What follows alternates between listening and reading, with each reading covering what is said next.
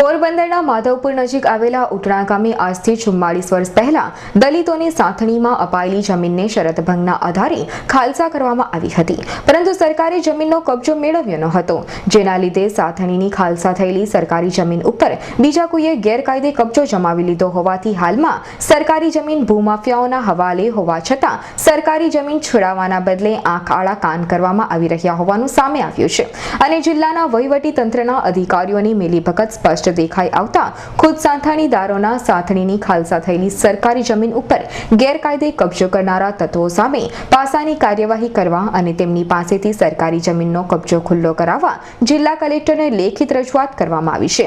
તેની નકલ રાજ્યના મુખ્યમંત્રી અને મહેસૂલ મંત્રીને પણ મોકલવામાં આવી છે।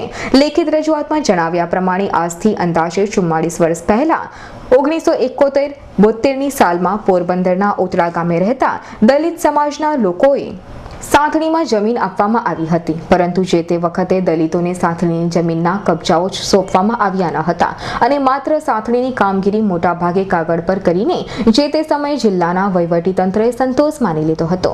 દલિતોના હાથમાં સાથણીની જમીન આવે તે પહેલા રાતિયા નેસમાં રહેતા અને ઉટણા ગામના અમુક લોકોએ સાથણીની જમીન પચાવી પાડવાના ઈરાદે ગેરકાયદે કબજો જમાવી લીધો હતો, જે બાબતને એક દાયકો વીતવા આવ્યો છતાં સરકાર દ્વારા જમીન ઉપરથી ગેરકાયદે દબાણો હટાવવાની જિલ્લા વહીવટી તંત્ર દ્વારા હજુ સુધી દરકાર લેવામાં આવી ન હોવાનું સામે આવ્યું છે, જેથી ખુદ ઉટણા ગામના દલિત સમાજના સાથણીદારોએ સાથણીની ખાલસા થયેલી સરકારી જમીન પરથી ગેરકાયદે દબાણો દૂર કરી સરકારે સાથણીની જમીનનો કબજો મેળવી લેવા ધારદાર રજૂઆત કરવામાં આવી છે અને તેમ કરવામાં કસૂર કરવામાં આવશે તો કસૂરવાર સામે જંગે ચઢવાની માંગ પણ ઉટણા ગામના દલિતોએ ચીમકી ઉચ્ચારી છે। રૂડીબેન રાયા અમને 45 વર્ષની મોરની જગા મળેલી છે, સરકારે અમને સાથણીમાં દીધી છે।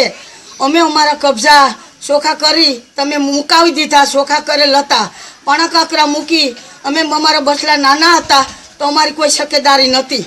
હવે એ લોકોએ કબજા કરી લીધા, એ લોકો વાવે, અમે ચારે કોરા ભૂખું કાઢીએ। હવે આ સગા તમે સરકાર લઈ લો, અમને ન દઉં તોય કંઈ નહીં, અમે આ તમારા બારમાં મરવા તૈયાર છે।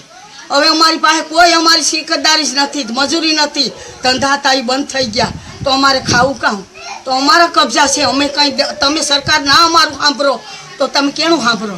કલેક્ટર મામલેદાર અમે જાગે જાગે ઢોળ કરીને મરી ગયા, અમારા કીક તો મરી ગયા ને અમે કાલ મરી જાઉં, તો આ કબજા અમારી પાસે નથી। મારું નામ ભીમાનાથા વાઘેલા, ગામ ઉટણાનો રહીશ છે।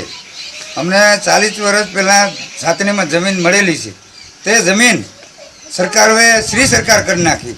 અમે ખૂબ કેસ લડ્યા, પોલીસ કેસ કર્યા, છતાંય પણ અમને કોઈ જવાબ દીધો નહીં। તો માટે હવે અમારે શું કરવું? તો આ જમીન સરકારે શ્રી સરકાર કરી નાખી તો અન્ય લોકો વાવે માથાભાઈ, તો એની પડખેથી કબજા છોડાવી લેવા પડે અને એ જમીન અમને હોપવી પડે ને।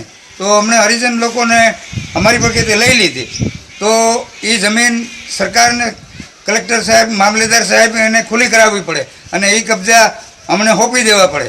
તો અમે આ જ્યાં ત્યાં રખડીએ, ગામડામાં કોઈ મજૂરી મળતી નથી, તો અમારે ખાવું પીવું, અમારા બાલ બચ્ચાને અમારે ભણાવવા, એને ખવડાવવું, કપડાં લેતા કરવા, તો એ અમારે કઈ રીતે કરવું? તો આનું અમારે કામ નહીં થાય અને સરકાર અમને કે કલેક્ટર મામલેદાર જવાબ નહીં દે તો અમે આગળ પગલાં લેશું અને અમે આંદોલનમાં પણ અમે ઉભશું। શાંતિલાલ મેવાડાનો રિપોર્ટ, માધવપુર।